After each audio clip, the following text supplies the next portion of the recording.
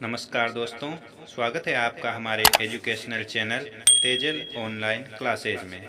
तो चलिए पिछली क्लास के बाद आज की क्लास स्टार्ट करते हैं। आज का टॉपिक है विद्युत धारा का रासायनिक प्रभाव। तो चलिए आज की क्लास को करते हैं स्टार्ट। हेलो दोस्तों, आज अपन बात करेंगे विद्युत धारा के रासायनिक प्रभाव की। किसके? विद्युत धारा का रासायनिक प्रभाव। तो अपन देखते हैं कि विद्युत धारा के बेसिकली अपन पढ़ा है कि विद्युत धारा के जो प्रभाव होते हैं, तो प्रभावों की बात करते हैं तो विद्युत धारा के प्रभाव, पहला प्रभाव होता है अपना ऊष्मीय प्रभाव, दूसरा प्रभाव होता है चुंबकीय प्रभाव, तीसरा प्रभाव अपना होता है रासायनिक प्रभाव,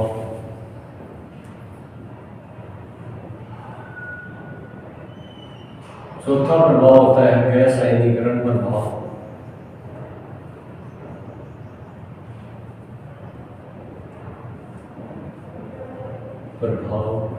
पांचवा होता है चिकित्सकीय प्रभाव,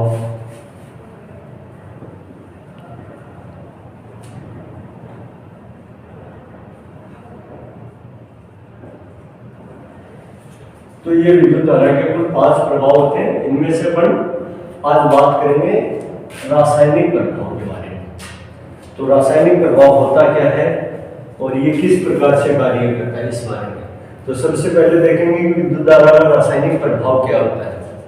विद्युत धारा का रासायनिक प्रभाव क्या होता है? तो रासायनिक प्रभाव क्या होता है कि यदि किसी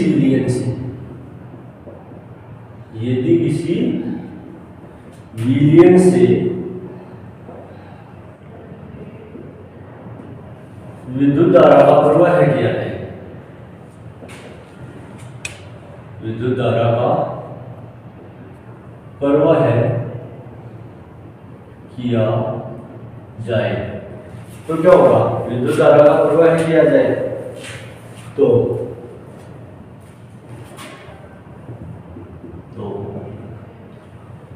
विलयन अपने अवयवों में टूट जाता है। क्या हो जाता है? अवयवों में टूट जाता है। तो विद्युत के इस प्रभाव को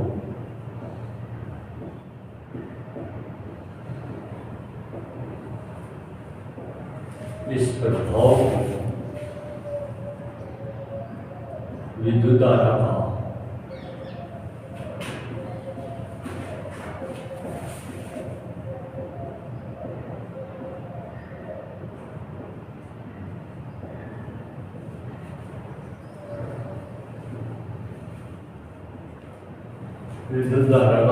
रासायनिक प्रभाव कहते हैं। अब देखो, अगर यदि कोई भी विलयन है उसको अपने या तो विद्युत धारा का प्रवाह करेंगे तो वो अपने मूल लाइनों में टूट जाएगा। तो ये अपना विद्युत धारा का क्या हो गया? रासायनिक प्रभाव। काफी बार क्या होता है कि 2 या 2 से अधिक विलयनों को आपस में मिलाया जाता है। 2 या 2 से अधिक विलयनों को आपस में मिलाने की क्रिया से भी क्या होता है कि एक विलयन के अवयव दूसरे विलयन के अवयवों से जुड़ जाते हैं। एक विलयन के अवयव जो जाते हैं दूसरे विलयन के अवयवों से जुड़ जाते हैं, तो वो भी अपना रासायनिक प्रभाव होता है। वो भी अपना क्या होता है?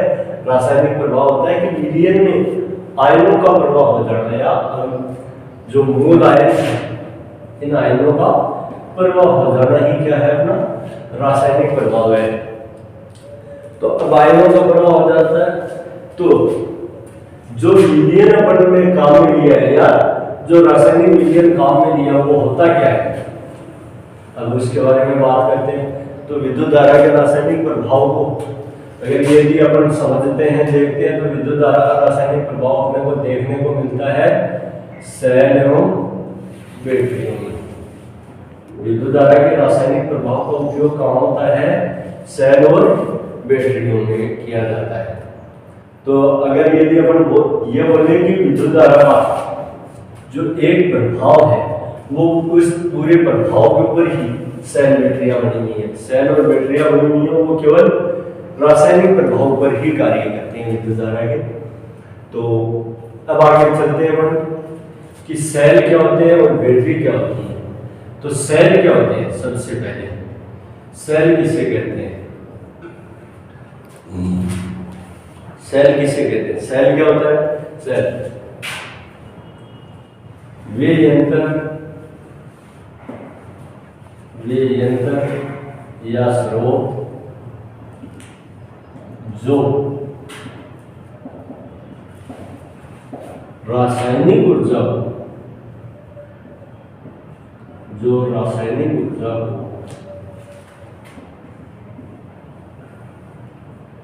विद्युत ऊर्जा के रूप में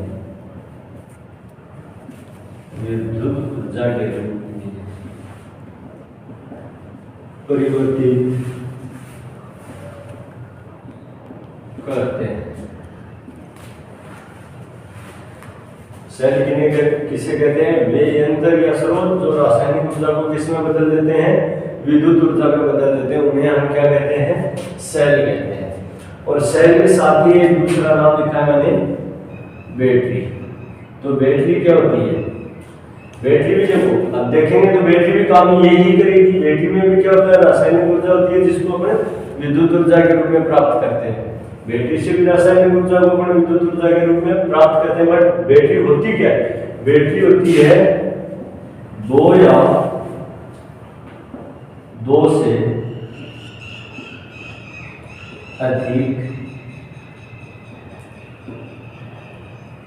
सेलों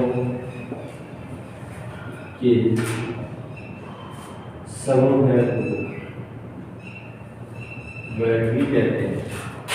बैटरी किसे कहते हैं, जब कोई दो या दो से अधिक सेलों को आपस में जोड़ दिया जाता है तो किसका निर्माण हो जाता है, बैटरी का निर्माण हो जाता है। तो ये है अपने सेल और बैटरी के बारे में कि सेल क्या होता है और बैटरी क्या होती है। अब अपन देखो जब सेल या बैटरी की बात कर रहे हैं, रासायनिक प्रभाव की बात कर रहे हैं, तो अपने सामने एक शब्द बार बार घूम रहा है, विलयन। ये विलयन होता क्या है, तो अब अपन देखेंगे कि विलयन, ये विलयन होता क्या है। इस विलयन को अपन बोलते हैं इलेक्ट्रोलाइट। विलयन को अपन क्या बोल देते हैं, इलेक्ट्रोलाइट। इलेक्ट्रोलाइट जिसका दूसरा नाम है वैद्युतिक अपघट्य, हिंदी में इसको क्या बोल देंगे अपन, वैद्युतिक अपघट्य। अब आपको चाहे तो वैद्युतिक अपघट्य नाम मिले या इलेक्ट्रोलाइट नाम मिले, बात एक ही है। इलेक्ट्रोलाइट का ही हिंदी नाम है वैद्युतिक अपघट्य या अपघट्य विलयन, अपघट्य विलयन।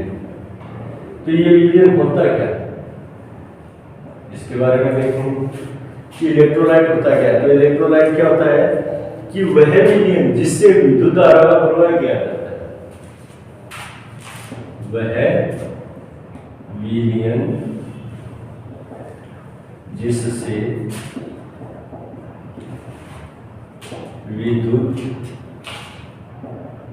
धारा प्रवाह किया जाए तो वह विलयन अपने मूल अवयव का मतलब है मूल टुकड़ों में, मूल अवयवों में या आयनों में टूट जाता हो तो उस विलयन को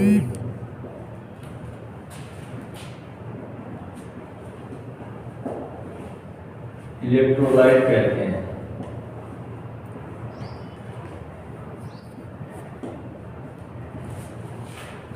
इलेक्ट्रोलाइट परिभाषा समझ में आ गई कि वह विलयन जिससे अगर यदि विद्युत धारा का प्रवाह किया जाता है, कोई भी विलयन अपन ने दिया है, तो किसी भी पात्र में कोई विलयन बनाया पड़े, अगर यदि इस विलयन से विद्युत धारा का प्रवाह करेंगे तो ये विलयन क्या हो जाएगा, अपने मूल आयनों में टूट जाएगा।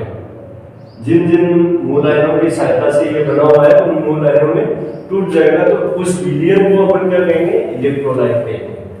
अब इलेक्ट्रोलाइट को अगर मूल आयनों में तोड़ना तो अपने को क्या करना पड़ेगा, इसमें विद्युत धारा का प्रवाह करना पड़ेगा। विद्युत धारा का प्रवाह करने के लिए, विद्युत धारा का प्रवाह करने के लिए इसमें दो छड़ें लगाई जाती हैं जिनको अपन बोलेंगे इलेक्ट्रोड।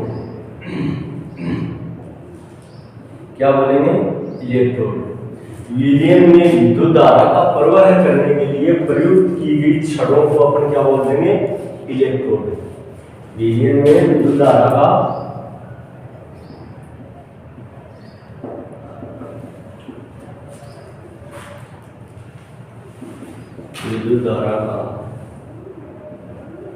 प्रवाह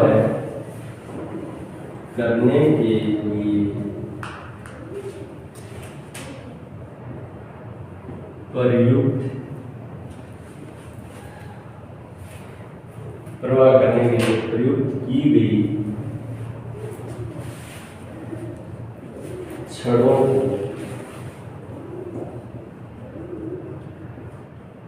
इलेक्ट्रोड कहते हैं। क्या कहते हैं, इलेक्ट्रोड कहते हैं। अब देखो यहां पर देख रहे हैं कि ये इलेक्ट्रोड दो होते हैं।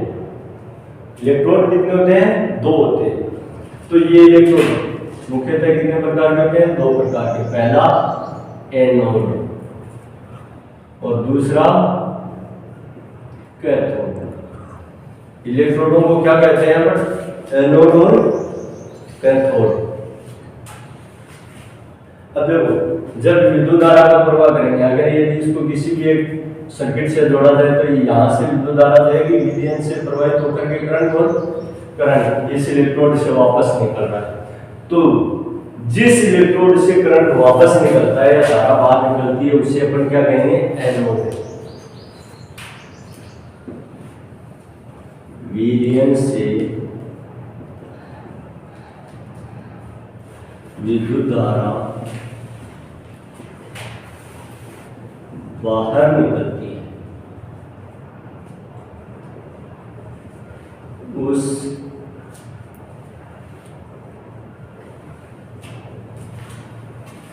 उस इलेक्ट्रोड को एनोड कहते हैं। क्या कहते हैं, एनोड। तो दोस्तों एनोड क्या होता है कि जिससे विद्युत धारा बाहर निकलती है, वह छड़ जिससे विद्युत धारा बाहर निकलती है। अब अगर ये बाहर निकलती है तो दूसरी छड़ से क्या होगी, प्रवेश भी करेगी। प्रवेश करेगी तभी तो बाहर निकलेगी। तो प्रवेश करेगी वो छड़ क्या कहला जाएगी, अपनी कैथोड। तो इसकी परिभाषा भी यही होगी कि विलयन में विद्युत धारा जिस छड़ से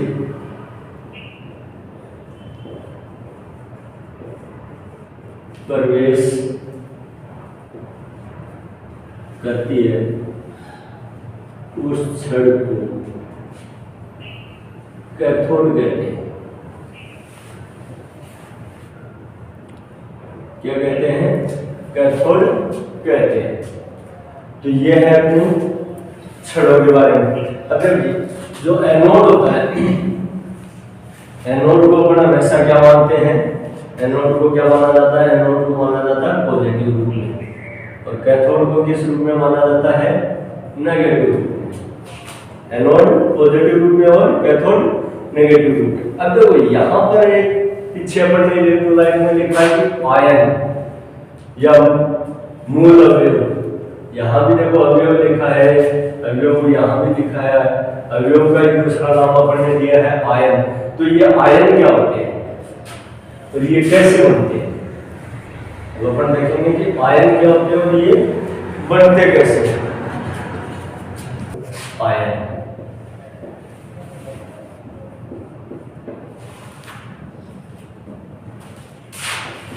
आयन क्या होते हैं, विलयन के मूल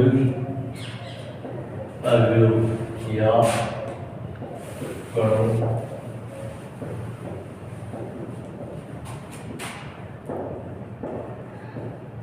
आयंस कहते हैं। देखो आयन होता है एक वचन और आयंस बहुवचन।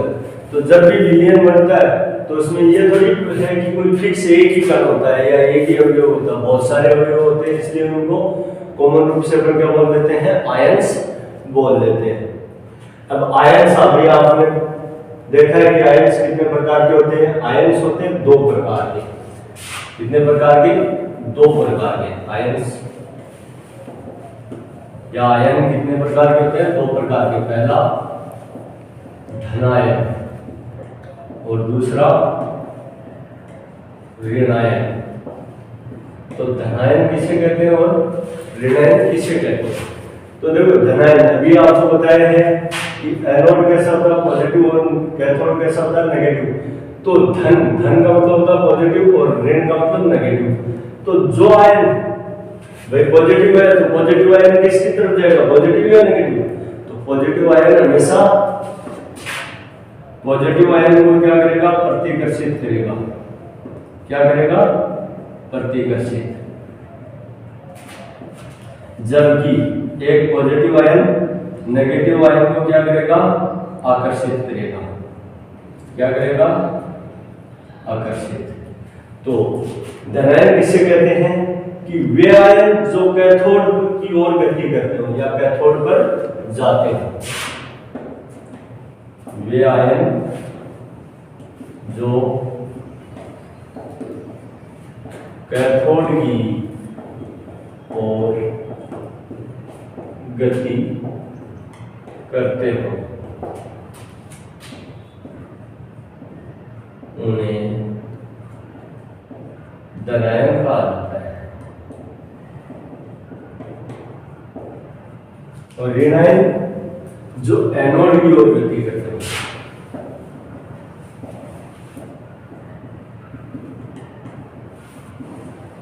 एनोड की ओर गति करते हैं उन्हें क्या कहेंगे, ऋणायन कहेंगे।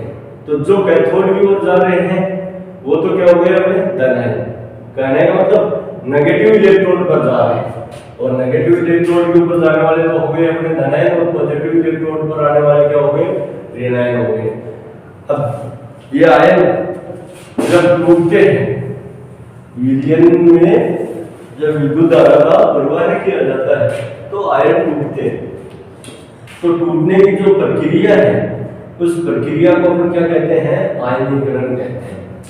आयनों में विलयन का आयनों में टूटने की प्रक्रिया, विलयन का अपने मूल आयनों में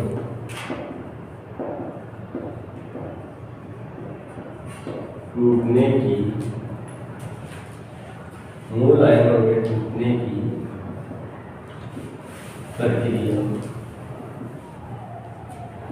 को ही आयनीकरण कहते हैं। तो आयनीकरण किसे कहते हैं? जब कोई भी विलयन है वो अपने मूल आयनों में टूट रहा है तो जो टूटने की प्रक्रिया है, टूटना उसका जारी है, तो वो प्रक्रिया क्या कहला जाएगी, आयनीकरण। और आयनीकरण की प्रक्रिया से किसका निर्माण हो जाएगा, आयनों का निर्माण हो जाएगा। आयनीकरण की प्रक्रिया से किसका निर्माण हो जाएगा, आयनों का। और जो आयन है वो आयन अभी अपन ने देखा कि आयन कितने प्रकार के होते हैं, दो प्रकार के, एक धनायन एक ऋणायन। धनायन कौन से आयन होते हैं, जो कैथोड की ओर गति कर रहे हैं वो अपने धनायन कहलाते हैं। और जो एनोड की ओर गति करते हैं उन्हें अपन कौन से आयन कहते हैं, ऋणायन कहते हैं। इस वैद्युतिक अपघटन संबंधी नियम, तो ये जो आयनीकरण की प्रक्रिया हुई है या वैद्युतिक अपघटन हुआ है उस संबंधी नियम, वैद्युतिक अपघटन संबंधी नियम। तो सबसे पहले तो ये बताइए कि वैद्युतिक अपघटन संबंधी नियम दिए किसने थे? वैद्युतिक अपघटन के नियम है वो किसने दिए थे? तो वो नियम दिए थे फैराडे ने। किसने दिए थे? फैराडे ने। तो अपन ऐसे भी बोल सकते हैं कि फैराडे के वैद्युतिक अपघटन संबंधी नियम। तो इनको क्या बोल सकते हैं? फैराडे के वैद्युतिक अपघटन संबंधी नियम। अब कितने नियम दिए थे? तो फैराडे ने 2 नियम दिए थे। कितने नियम दिए थे? 2 नियम। तो अपन बात करते हैं पहले नियम की। तो पहला नियम क्या था? पहला नियम क्या था? फैराडे का पहला नियम क्या बोलता है कि किसी भी विलयन से विद्युत धारा का प्रवाह किया जाता है। किसी भी विलयन से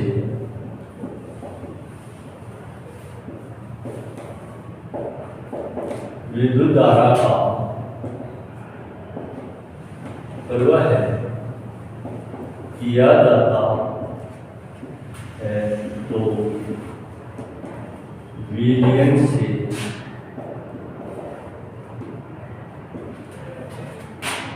मुक्त होने वाले द्रव्यमान की मात्रा, मुक्त होने वाले द्रव्यमान की मात्रा, या इसको अपन बोल सकते हैं मुक्त होने वाले पदार्थ का द्रव्यमान। पदार्थ का द्रव्यमान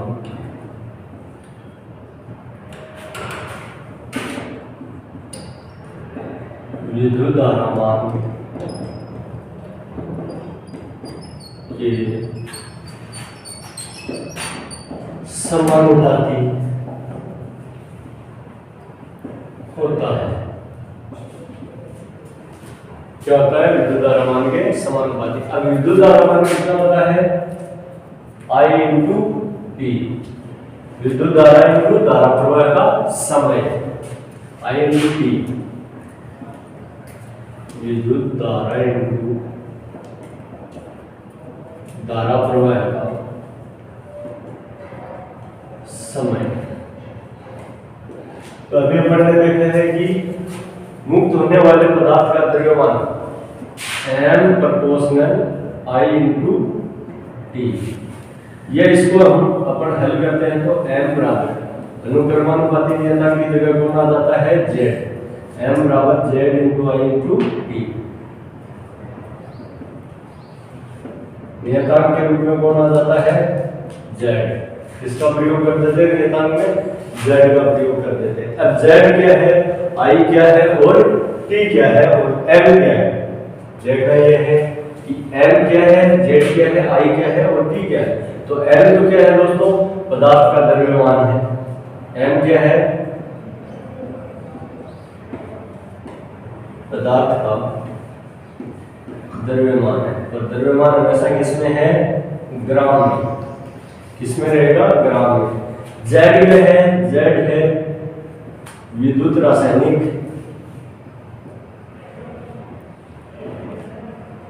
रासायनिक तुल्यांक, जिसका मात्रक होता है ग्राम प्रति कूलाम।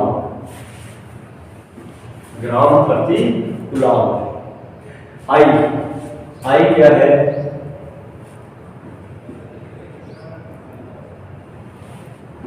विद्युत धारा का मान।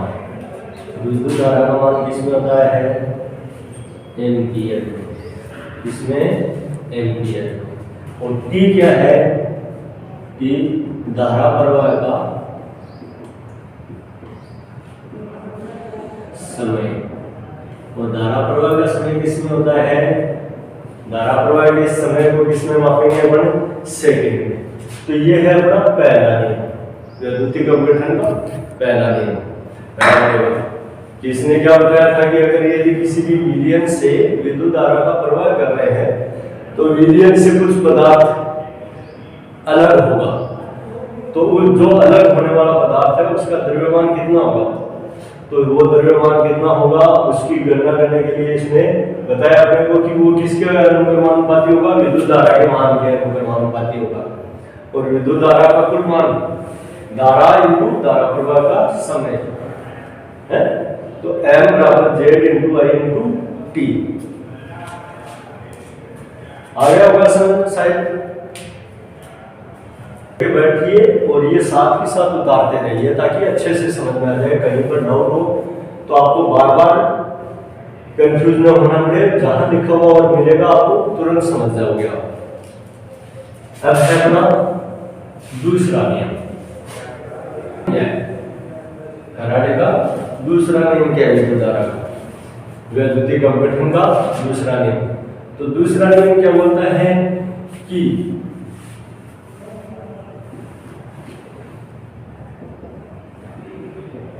दूसरा नियम बोलता है कि अगर यदि कोई अलग अलग विलियन दिए जाए, क्या कर दिया जाए? कोई अलग अलग विलियन दिए जाए, तो उन अलग अलग विलियनों से अगर यदि समान मान की धारा और समान मान समय के लिए प्रवाह किया जाए, कहने का मतलब समान आवेशों का प्रवाह किया जाए कि नहीं, दो या दो से अधिक विलियनों से समान मान का आवेश प्रवाह किया जाए तो उन विलियनों से पृथक हुए या अलग हुए पदार्थ का द्रव्यमान उनके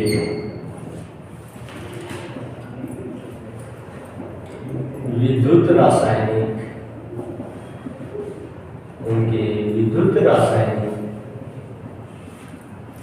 तुल्यांकों पर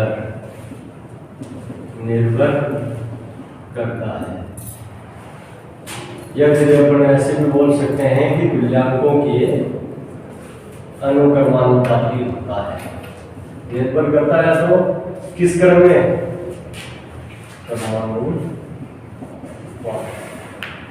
कौन से रूप में होता है वो? हमेशा अनुक्रमानुपाती रूप में होता है। किस रूप में?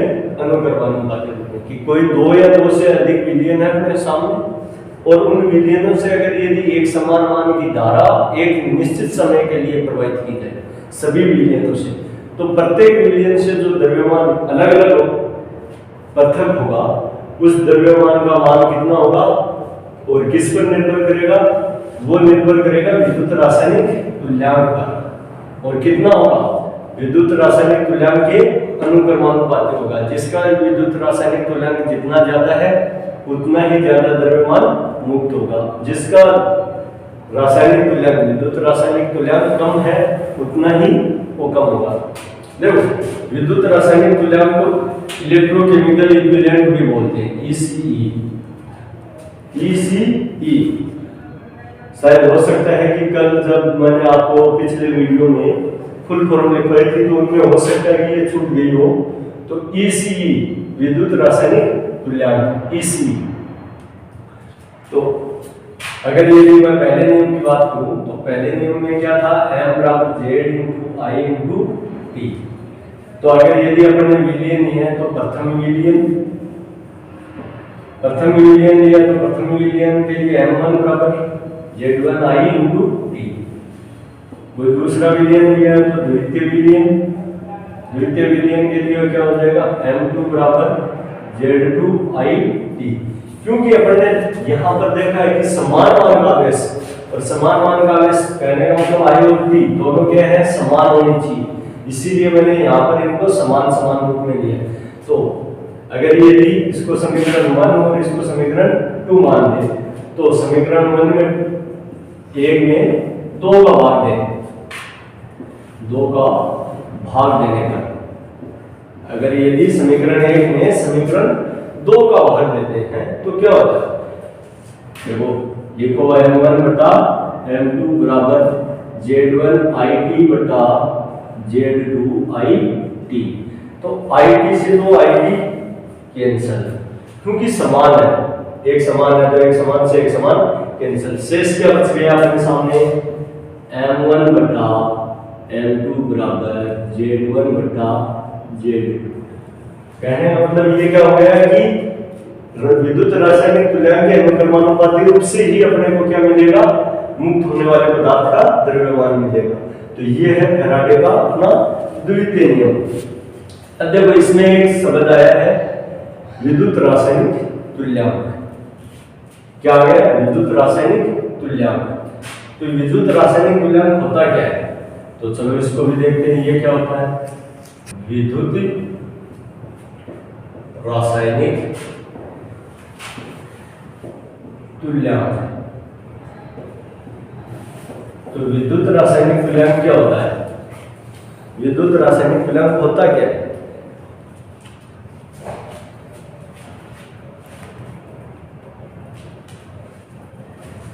तो देखो ये होता क्या है,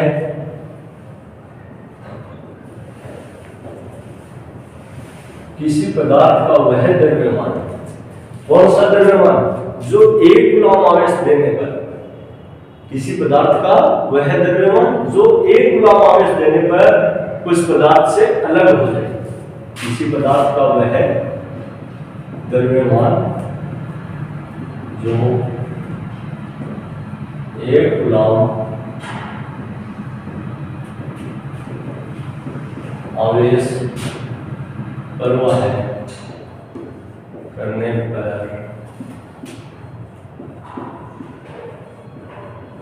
उस विलयन से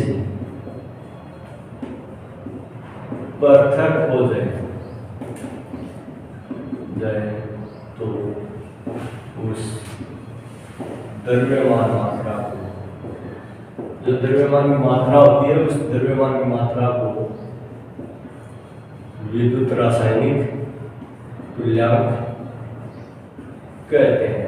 और विद्युत रासायनिक तुल्यांक को अभी आपको मैंने बताया शॉर्ट में अपन क्या लिख सकते हैं, EC, electrochemical equivalent, electrochemical equivalent कहते हैं, जिसे Z से दर्शाते हैं। किससे दर्शाएंगे, Z से। और इसका मात्रक क्या होगा, ग्राम प्रति कूलम। किसमें मापेंगे इसको, ग्राम प्रति कूलम। अब देखो यहाँ पर वापस से एक प्रॉब्लम आ गई, कूलम शब्द आ गया नीचे। तो कूलम क्या होता है, कूलम होता है दोस्तों, कूलम वैसे तो आपको पता ही है, सब तैयारी कर रहे हैं, पढ़ रहे हैं तो, बट फिर भी कूलम क्या होता है, कूलम होता है धारा प्रवाह का मान इनटू धारा प्रवाह का समय, I into T. I into T की वैल्यू को ही क्या कहते हैं, कूलम कहते हैं। और यहाँ बात कर रहे हैं अपन 1 कूलम की। तो 1 कूलम कब होगा, जब 1 एम्पियर की धारा, 1 एम्पियर की धारा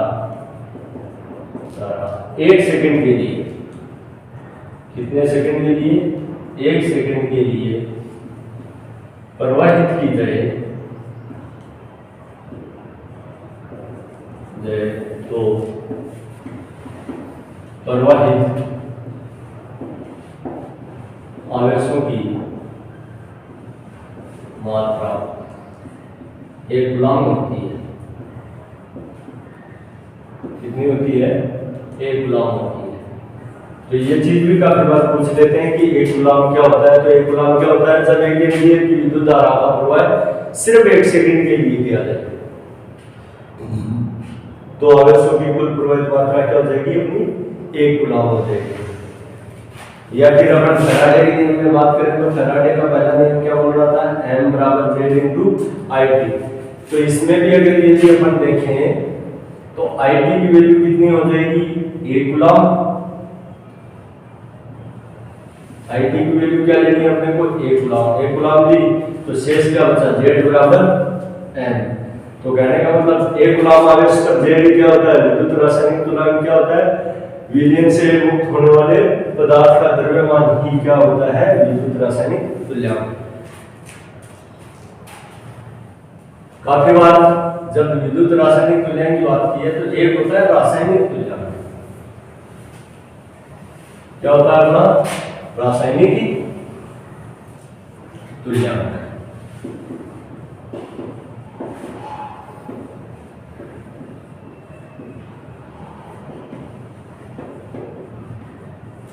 रासायनिक तुल्यांक। रासायनिक तुल्यांक किसे कहते हैं? किसी भी परमाणु की परमाणु भार बटा संयोजकता। किसी भी परमाणु का परमाणु भार बटा संयोजकता। अगर यदि किसी परमाणु के परमाणु भार में उसकी संयोजकता का भाग दे दिया जाए तो वो क्या कहलाएगा? अपना रासायनिक तुल्यांक कहलाएगा। तो ये है अपना रासायनिक तुल्यांक। अब आगे चलते हैं अपन वैद्युतिक अपघटन के उपयोग। इस क्रिया के उपयोग ये कहा जाते हैं जो रासायनिक प्रभाव के द्वारा अपन वैद्युतिक अपघटन की क्रिया करते हैं तो उसका उपयोग कहा किया जाता है।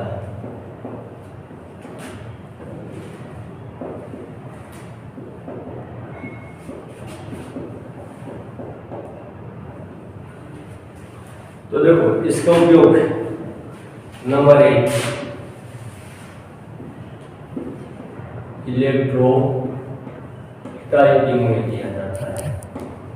इलेक्ट्रोटाइपिंग क्रिया में, जिसको अपन बोलते हैं विद्युत मुद्रण टाइपिंग क्रिया। नंबर 2 इलेक्ट्रो प्लेटिंग क्रिया, जिसको बोलते हैं अपन विद्युत लेपन। ठीक है। नंबर 3 धातु शोधन। इसमें धातु शोधन कर रहे हैं। नेक्स्ट धातु निष्कर्षण। नेक्स्ट कैपेसिटर निर्माण।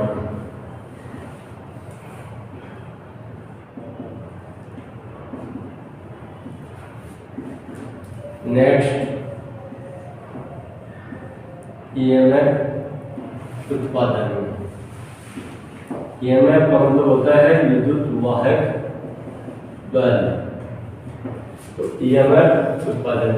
तो वैद्युतिक अपघटन क्रिया की जो उपयोग है तो सबसे पहले हमने लिखा इलेक्ट्रोटाइपिंग। इलेक्ट्रोटाइपिंग क्या होता है कि शब्दों या अक्षरों का अक्षर जो भी अपने अक्षर होते हैं जैसे अगर यदि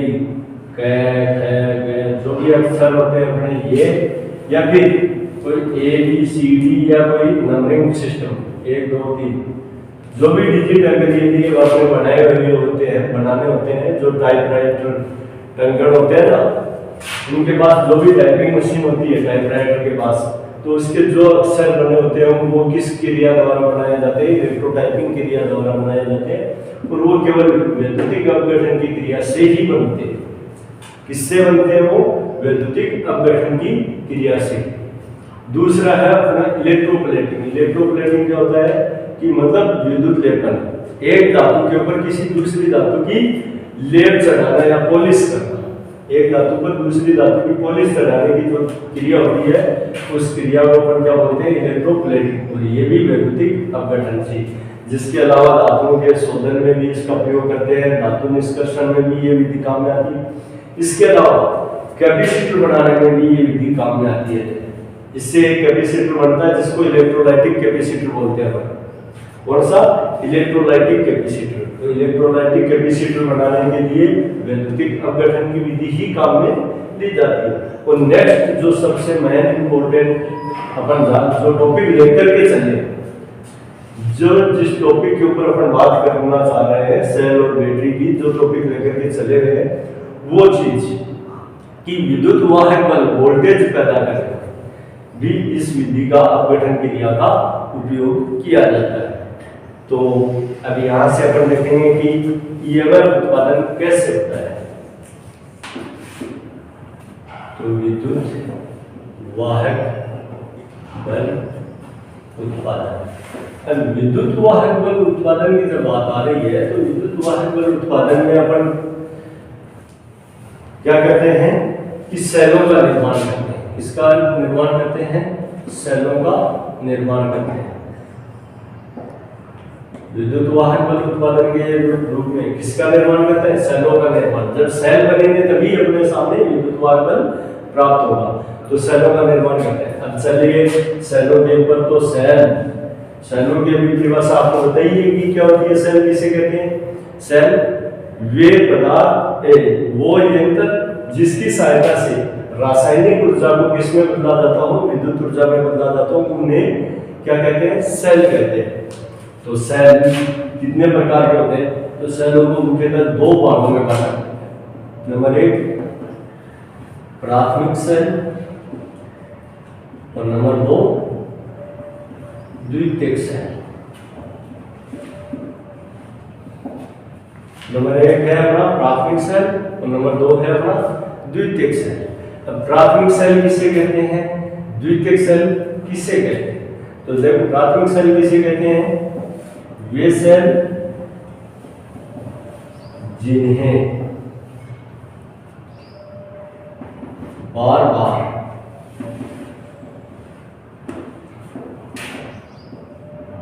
आवेशित या चार्ज नहीं किया जा सकता। वे सेल जिनको एक बार उपयोग में लेने के बाद पुनः अपन चार्ज नहीं कर सकते। वे सेल जिन्हें एक बार उपयोग में लेने के बाद अपन चार्ज नहीं कर सकते या उन्हें बार अपन चार्ज डिस्चार्ज की प्रक्रिया। देखो अपन क्या करते हैं? चार्ज करते हैं, फिर डिस्चार्ज करते हैं बैटरी को। यही क्रिया रहती है चार्ज डिस्चार्ज की। तो ये क्रिया अपन नहीं कर सकते हो, वो सेल अपने किस कैटेगरी के सेल होते हैं? प्राथमिक सेल। जो भी अपने प्राथमिक सेल, जैसे आप देखते हैं मरकरी सेल है, बटन सेल है, लेक्लांची सेल है, डेनियल सेल है, वोल्टेज सेल है, कार्बन सेल है, शुष्क सेल है। तो ये सारे अपने कौन से हैं? प्राथमिक कैटेगरी के सेल, जिन सेलों को एक बार अपन यूज कर लेते हैं, उपयोग में ले लेते हैं और वो डिस्चार्ज होने के बाद इनको फेंक दिया जाता है। कहने का मतलब पुनः उनको चार्ज नहीं कर पाते हैं, तो वो सेल कौन सी कैटेगरी के हो गए? अपने प्राथमिक सेलों की कैटेगरी के। और द्वितीयक सेल किन्हें कहते हैं? जिनको अपन बार बार चार्ज और डिस्चार्ज कर सकते हैं, जिनमें चार्जिंग और डिस्चार्जिंग की प्रक्रिया की जा सकती है। जिन्हें चार्ज किया, यूज में लेते ही वो क्या हो गए? डिस्चार्ज हो गए, तो वापस उनको चार्ज कर लिया, फिर वापस वो डिस्चार्ज हो गए, फिर वापस चार्ज कर लिया। मतलब चार्ज और डिस्चार्ज की क्रिया कंटिन्यू जारी रह सकती हो, जिसको अपन लंबे समय तक यूज करते रहते हैं, तो वो अपने सारे कौन से हैं? द्वितीयक सेल। जो भी बैटरियां बनी हुई हैं चार्जिंग डिस्चार्जिंग वाली, वो सारी की सारी कौन सी के सेलों से बनती हैं? द्वितीयक सेलों से। फॉर एग्जाम्पल, जैसे आप और हम सभी मोबाइल चला रहे हैं, तो मोबाइल में भी बैटरी लगी हुई है, सेल बैटरी, तो वो कौन सा सेल है? वो द्वितीयक सेल है। मोबाइलों में भी जो बैटरी आती है वो कौन सी? द्वितीयक। अपन थोड़ा नोट करके देखते हैं यार, कितने क्या पावर है?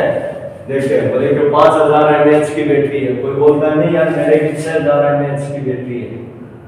तो ये mAh देखते क्या है? 5000 6000। AH क्या बैटरी की दक्षता है, कार्य करने की कैपेसिटी है कि ये कितनी कैपेसिटी का ये कार्य कर सकती है। तो इस देखो 5000 mAh का मतलब होता है milliampere hours, milliampere घंटा। अभी अपन बात कर रहे थे एम्पियर सेकंड की, आवेश के प्रवाह की अपन बात कर रहे थे एम्पियर सेकंड की, और उसी को बड़े रूप में दे दिया, समय को बड़े रूप में दे दिया और एम्पियर का छोटा रूप दे दिया मिली एम्पियर घंटा।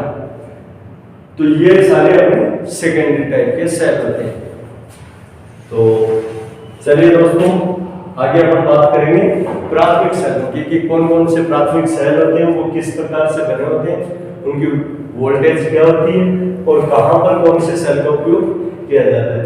तो नेक्स्ट वीडियो में अपन पढ़ेंगे प्राथमिक सेल।